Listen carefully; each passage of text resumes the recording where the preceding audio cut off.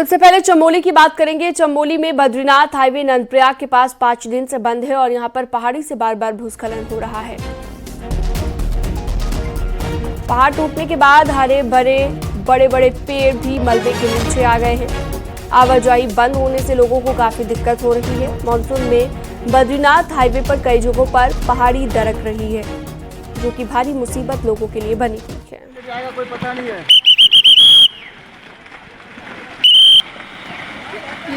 तो न्यूज़ 18 पर ये एक्सक्लूसिव तस्वीर आप देख रहे हैं। 5 दिनों से बद्रीनाथ हाईवे बंद है, जिसके चलते लोगों को परेशानी हो रही है। वाहनों की लंबी कतारें हैं, कई यात्री फंसे हुए हैं मार्ग न खुलने की वजह से।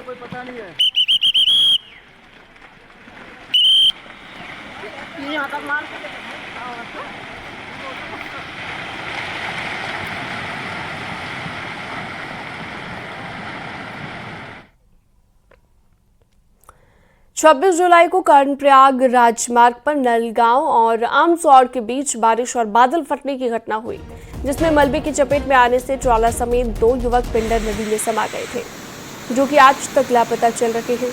तब तत्कालीन तौर पर दोनों युवकों की तलाश में नदी के किनारे सर्च ऑपरेशन चलाया गया था, लेकिन दोनों युवकों का कोई सुराग नहीं मिल पाया। एक बार फिर से लापता लोगों की खोजबीन की जा रही है, जिसके लिए मौके पर एनडीआरएफ की टीम को भी बुलाया गया है, लेकिन अभी भी लापता लोगों का कुछ पता नहीं चल पाया है।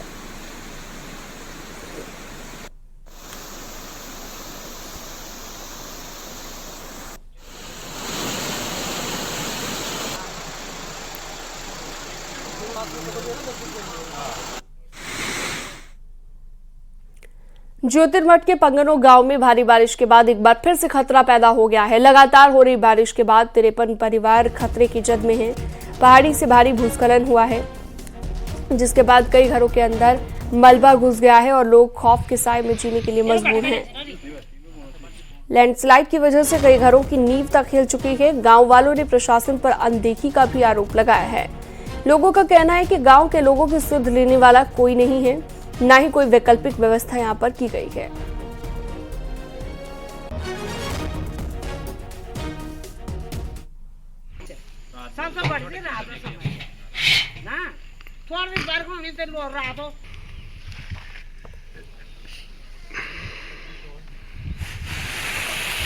देख सकते हैं आप, लोगों के घरों में भी पानी घुस गया है और इसके चलते कई दिक्कतें लोगों को आ रही है, लेकिन जनता का ये कहना है कि उन पर ध्यान देने वाला कोई नहीं है। प्रशासन भी इसकी सुध नहीं ले रहा। पंगनो गांव जिसे खतरा बरकरार है।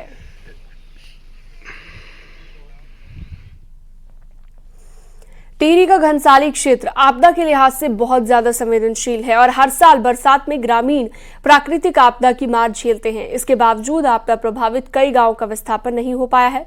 पूरा मामला इस रिपोर्ट में देखिए।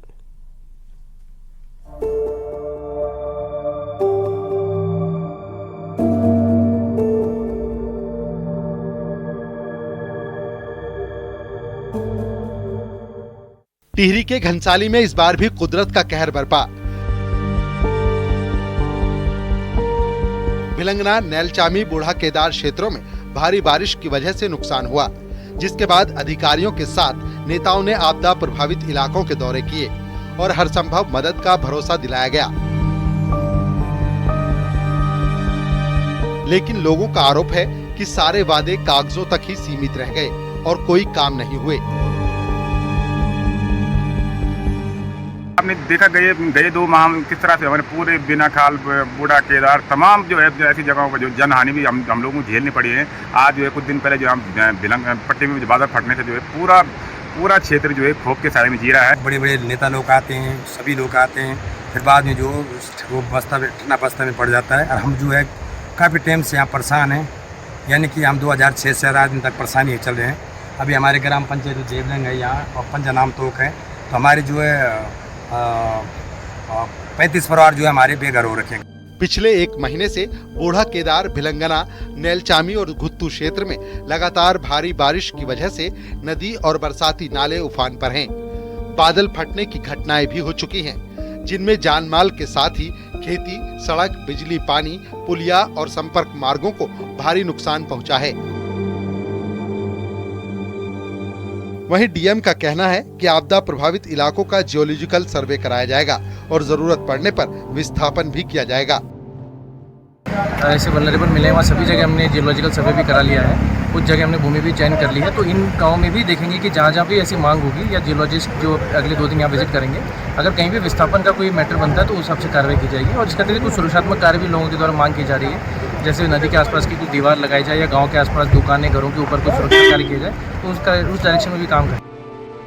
घनसाली का क्षेत्र आपदा के लिहाज से बेहद संवेदनशील है और हर साल मौसम की मार पूरे इलाके को झेलनी पड़ती है। ऐसे में ठोस योजना बनाकर काम करने की जरूरत है ताकि आपदा के नुकसान को कम किया जा सके और आपदा प्रभावितों को भी राहत मिल सके। टिहरी से न्यूज़ 18 के लिए सौरभ सिंह की रिपोर्ट।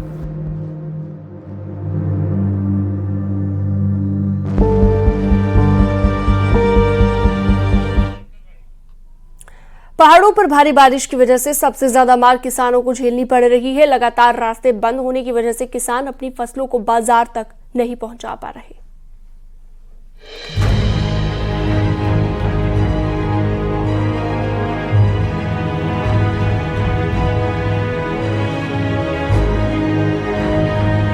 विकासनगर के जौनसार बाबर की बड़ी आबादी को कुदरत की मार झेलनी पड़ रही है। टूटी सड़कों की वजह से बीमार लोग अस्पताल तक नहीं पहुंच पा रहे हैं। वहीं किसानों की नकदी फसलें कई दिनों तक मंडियों तक नहीं पहुंच पा रही। चक्राता समेत पूरे जौनसार बाबर के पहाड़ी इलाकों में इन दिनों सेब की फसल भी तैयार होनी शुरू हो गई है, जिसे मंडियों तक लाने में किसानों को बहुत परेशानी के दौर से गुजरना पड़ रहा है। वहीं कैश क्रॉप कही जाने वाली अदरक, टमाटर, हरी मिर्च जैसी सब्जियों के मंडी पहुंचने में देरी होने की वजह से किसानों की सब्जियां खराब हो रही हैं। अगर जब बारिश हो रही है तो कई सड़कें बंद हो जा रही है। जैसे आप देखेंगे ये जो समाल्टा वाली रोड है, ये भी इसकी भी हालत बहुत खस्ता है बरसात में। अगर आप इस पर देखेंगे पाटा गांव है जो कभी भी मुसीबत में पड़ सकता है बरसात की वजह से। और कई दर्जनों सड़कें हैं जिससे किसान की फसल सड़क पर ही खड़ी रह जाती है, मंडी नहीं पहुंच पाती समय से। और जो बीमार व्यक्ति है, कभी भी कोई घटना गांव में हो जाए उस समय से अस्पताल नहीं पहुंच सकता। कम से कम 2.5 से 3 घंटे हम रोड पे जाम में फंसे रहे। मैं तो जब आते हुए इतनी दिक्कतें महसूस हुई, तो मंडी में सही टाइम से जो है फसलें नहीं लोगों की पहुंच पा रही, इसलिए वहाँ रेटों का तेजी उछाल हो रही, किसी का माल गाड़ियों में सड़ रहा। तो ना जाने समय पे आजकल काम ही ठेकेदार लोग कुछ आजकल कर रहे हैं, जो कि सावन के महीने में कितनी बरसात है, समय से काम नहीं कर पा रहे यार। मॉनसून को लेकर प्रशासन अलर्ट है और लैंडस्लाइड वाली जगहों पर जेसीबी तैनात की गई है ताकि रोड बंद होने पर उसे फौरन खोला जा सके। तो सभी विभागीय जो अधिकारी हैं वो बरसात के दृष्टिगत अलर्ट मोड पे हैं और ख़ास तौर से जो भूस्खलन के प्रति संवेदनशील क्षेत्र हैं और जहाँ पे मलबा आने की संभावना बने रहती है लगातार, वहाँ पे स्थायी तौर पे जेसीबी तैनात की गई है। और इसके अलावा किलोमीटर्स को बांटते हुए जो अन्य जगहों पे, ताकि तात्कालिकता की स्थिति में मार्ग खोला जा सके, वहाँ पर भी पर्याप्त संख्या में जेसीबी और ऑपरेटर तैनात किए गए। पूरे पहाड़ में बारिश से हाल बेहाल है। कहीं सड़कों पर सैलाब बह रहा है तो कहीं पहाड़ी दरकने से भारी संकट है, जिसकी वजह से लोगों को हर दिन दिक्कतों का सामना करना पड़ रहा है। न्यूज़ 18 के लिए विकासनगर से कुलदीप चौहान की रिपोर्ट।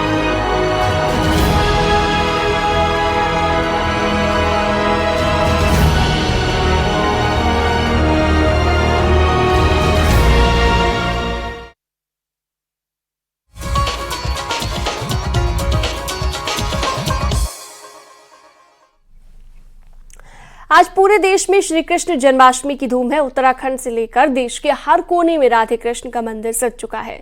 हर जगह पर मंदिरों में सुबह से ही श्रद्धालुओं की भीड़ है और इस बार जन्माष्टमी पर द्वापर युग जैसा दुर्लभ संयोग बन रहा है। मान्यता यह है कि इस दिन भगवान श्री कृष्ण के बाल स्वरूप यानी कि लड्डू गोपाल जी की पूजा की जाती है, जिससे जीवन के सभी दुखों से आपको मुक्ति मिलती है, साथ ही सभी मनोकामनाएं पूरी होती हैं। इस साल जन्माष्टमी पर चंद्रमा के वृषभ राशि में होने से जयंती योग का निर्माण होगा। ये योग पूजा करने के लिए बहुत ही शुभ माना जाता है। इस मुहूर्त में पूजा करने से व्यक्ति को शुभ फलों की प्राप्ति होती है।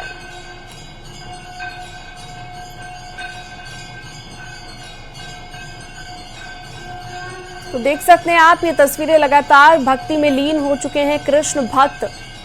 मथुरा की भी कुछ तस्वीरें आप देखिए, जहां पर लगातार भजन कीर्तन चल रहा है और अब ये जारी रहेगा जब तक भगवान श्री कृष्ण का जन्म नहीं होता। और अब वो आज रात को 12 बजे होगा, यानी कि आज रात को 12 बजे भगवान श्री कृष्ण प्रकट होंगे।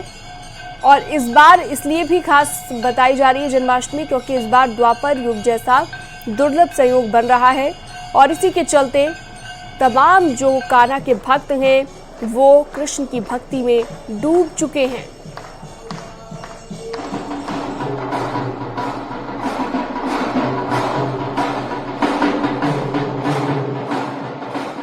बार तो अति उत्तम श्री कृष्ण जयंती योग पड़ रहा है, अर्थात चंद्रोदय व्यापनी रोहिणी नक्षत्र रात को 12 बजे उपस्थित है। वही वार पड़ रहा है, वही तिथि पड़ रही है जिस दिन भगवान श्री कृष्ण का जन्म हुआ था। इस योग का नाम ही रोहिणी नक्षत्र में कृष्ण जयंती योग कहलाता है और ऐसा दुर्लभतम योग कई हजार वर्ष बाद पड़ा है और भगवान श्री कृष्ण स्वयं जन्म लेंगे, ये मान लीजिए।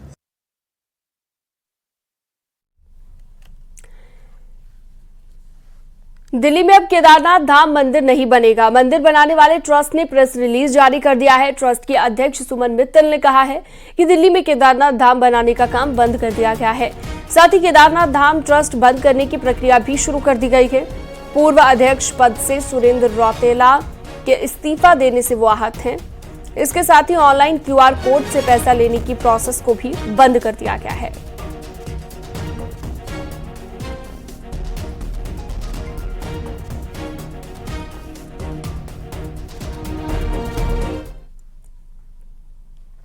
केदारनाथ मंदिर और सोना चोरी मुद्दे को कांग्रेस छोड़ना नहीं चाहती। अब तैयारी अगले मुद्दे की है, अगली बार मुद्दे को सदन में उठाने की है। वहीं संसद में मुद्दा उठाने से बीजेपी के लिए मुश्किलें बढ़ सकती हैं, तो बीजेपी इसे झूठा प्रचार बता रही है। देखिए,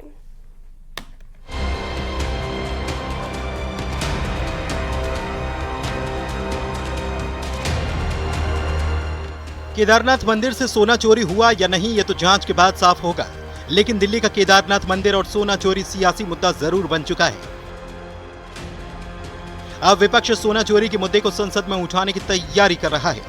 कांग्रेस लोकसभा और राज्यसभा में केदारनाथ का मुद्दा उठाना चाहती है, तो दावा है कि शिवसेना के उद्धव गुट के साथ बाकी दल भी इस मुद्दे का समर्थन करेंगे। सूत्रों का दावा है कि 223 किलो सोना दान देने वाले महाराष्ट्र का कारोबारी है, इसलिए शिवसेना उद्धव गुट भी इसे मुद्दा बनाना चाहती है, ताकि सोना देने वाले ने क्या दिया ये सच भी सामने आ सके, तो बीजेपी और उसके सहयोगियों को घेरा जा सके।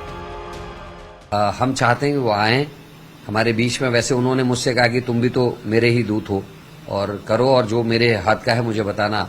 राज्यसभा में और लोकसभा में केदारनाथ का विषय उठने वाला भी है, तो ये बात उन्होंने मुझसे कही है। केदारनाथ सोना चोरी पर शंकराचार्य अभी मुक्तेश्वरानंद ने सवाल उठाए थे, तो उन्हें कांग्रेस का एजेंट तक कहा गया था। ऐसे में देश की संसद में विपक्ष ने केदारनाथ का मुद्दा उठाया तो किरकिरी पूरे उत्तराखंड की होगी।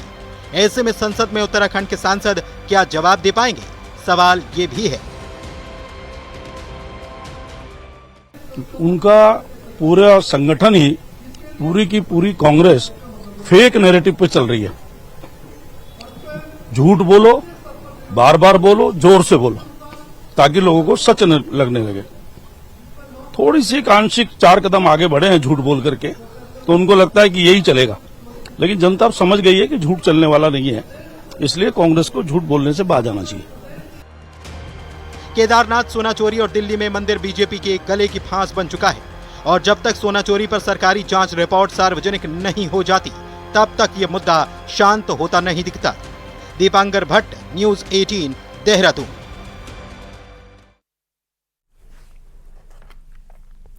इस बार गैरसैंण सत्र में विधायकों और पूर्व विधायकों की सैलरी पेंशन बढ़ाने का फैसला हुआ, लेकिन कांग्रेस नेता और पूर्व विधायक गणेश गोदियाल ने बढ़ी हुई पेंशन लेने से इनकार कर दिया।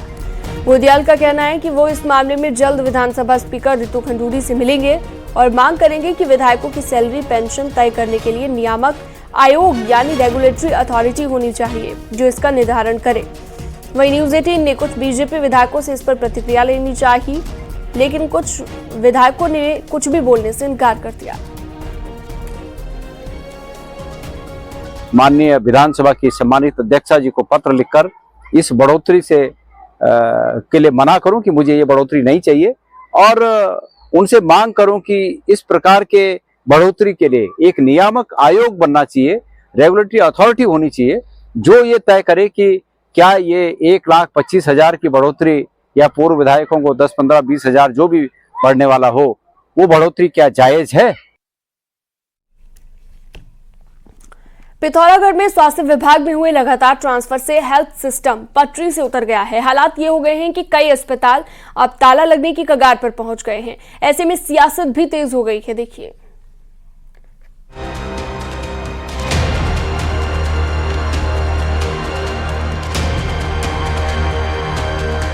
पिथौरागढ़ में हेल्थ सिस्टम पहले से ही पटरी से उतरा है, लेकिन अब जले में नमक का काम किया है भारी संख्या में डॉक्टर्स के हुए एक तरफा ट्रांसफर ने।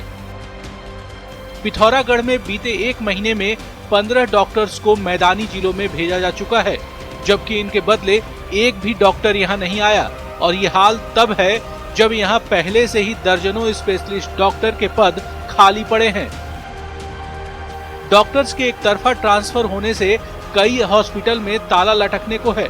वहीं हेल्थ डिपार्टमेंट की इस हरकत ने विपक्ष को भी बैठे बिठाए एक मुद्दा थमा दिया है। 16 डॉक्टर 1 महीने के अंदर सरकार ने ट्रांसफर किए हैं। आज पिथौरागढ़ जनपद की जो स्वास्थ्य सेवाएं पूरी चरमरा गई। जिले के डोंगलियाट, बेरीनाग, डीडीहाट, दारचूला, मुंशारी में बहुत सारी विशेषज्ञ चिकित्सकों के सारे पद दिखते थे। ऐसी स्थिति में यहाँ से फिर स्थानांतरण हो जाना, नए चिकित्सकों की भर्ती न होना, यहाँ के जो गरीब जनता है और जो बीमार लोग हैं उनके लिए बहुत मुश्किल स्थितियाँ हुई। पिथौरागढ़ में स्वास्थ्य सेवाओं की बदहाली का मामला हाईकोर्ट भी पहुंचा है, फिर भी महकमा सुधरने का नाम नहीं ले रहा। यहां डॉक्टर के 174 पद स्वीकृत हैं, जिनमें 70 पद पहले से ही खाली पड़े हैं। यही नहीं, जिन पदों पर तैनाती है उनमें भी 42 डॉक्टर पीजी के लिए जिले से बाहर हैं। उनके आसपास हमारे यहाँ पहले से शॉर्ट था और वर्तमान में जो है हमारे यहाँ जाकि 3 स्टेज में अलग अलग जो है ट्रांसफर हुए हैं। तो जो है कि एक डॉक्टर साहब डायरेक्टर बन के गए हैं और एमओ और जो है एसएमओ और कुछ 3-4 स्पेशलिस्ट का ट्रांसफर जो है कल वाली लिस्ट में था। जो कुल मिला के 15 लोगों का ट्रांसफर हो गया। कहने को तो पिथौरागढ़ में बेस अस्पताल है, लेकिन यहाँ डॉक्टर्स की तैनाती सालों गुजरने के बाद भी नहीं हुई है। ऐसे में शासन से हुए ट्रांसफरों की कीमत अब मुख्यालय के साथ ही तहसीलों के अस्पतालों को भी चुकानी पड़ रही है। हेल्थ डिपार्टमेंट की बेरुखी का ये हाल तब है जब पिथौरागढ़ में नेपाल के साथ ही चंपावत के मरीज भी इलाज के लिए पहुंचते हैं। न्यूज 18 के लिए पिथौरागढ़ से विजय वर्धन उप्रेती की रिपोर्ट।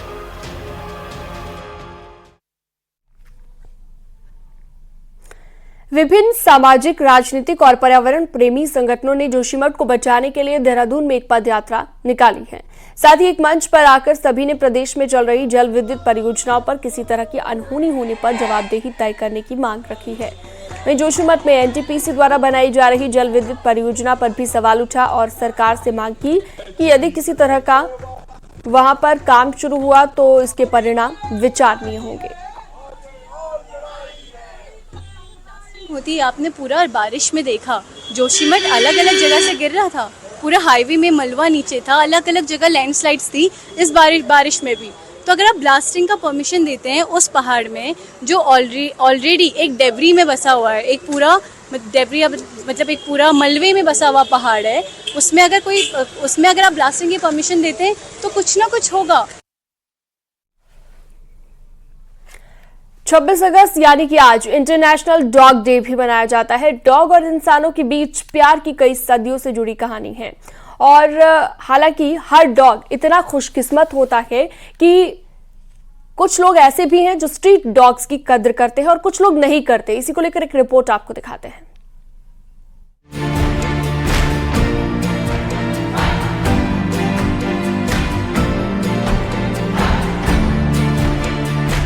अक्सर गली मोहल्ले में घूमते हुए कुत्तों पर क्या आपने कभी गौर किया? ज्यादातर लोग इनको आवारा समझकर भगा देते हैं, लेकिन देहरादून के कुछ डॉग्स लवर युवाओं ने इन स्ट्रीट डॉग्स के लिए एक ऐसा आशियाना तैयार किया है जहां बीमार और एक्सीडेंट में घायल हुए स्ट्रीट डॉग्स को हर प्रकार का ट्रीटमेंट और भोजन दिया जाता है। पिछले 4 सालों से गरिमा कुछ युवाओं के साथ डॉग्स का रेस्क्यू कर उनका ट्रीटमेंट कर रही है। साथ ही डॉग्स के लिए शेल्टर भी खोल रखा है। अभी लगभग हमारे पास 35 डॉग्स हैं और सारे हमारे स्पेशली एबल्ड ही एनिमल्स हैं हमारे पास। जैसे कोई पैरालाइज्ड है, कोई बच्चा ब्लाइंड है, कोई डेफ है, तो सबकी नीड्स स्पेशल है और हर किसी को एक इंडिविजुअल अटेंशन की ज़रूरत होती है। हम टीम मेंबर्स हैं, साथ ही साथ हमारे वॉलंटियर्स भी हैं डिफरेंट कॉलेजेस से। जो यंगस्टर्स हैं वो हमारे साथ जुड़े हुए हैं, वो आते हैं टाइम पे शेल्टर। इनके शेल्टर में करीब 30 वो डॉग्स हैं जो किसी न किसी बीमारी से ग्रसित है या घायल है। गरिमा और उनसे जुड़े सभी युवाओं को जैसे ही किसी डॉग्स के बारे में जानकारी मिलती है वो उसका रेस्क्यू कर अपने शेल्टर में लेकर आते हैं और उनका ट्रीटमेंट कर जनता से अपील करते हैं कि लोग उस डॉग्स को गोद लें। अभी तक 50 से ज्यादा डॉग्स को लोगों ने गोद भी लिया है। केयर तो देखो, जैसे हम घर में जैसे फैमिली होता है, हमारे बच्चे होते हैं, तो हम उसी तरह से इनकी केयर करते हैं।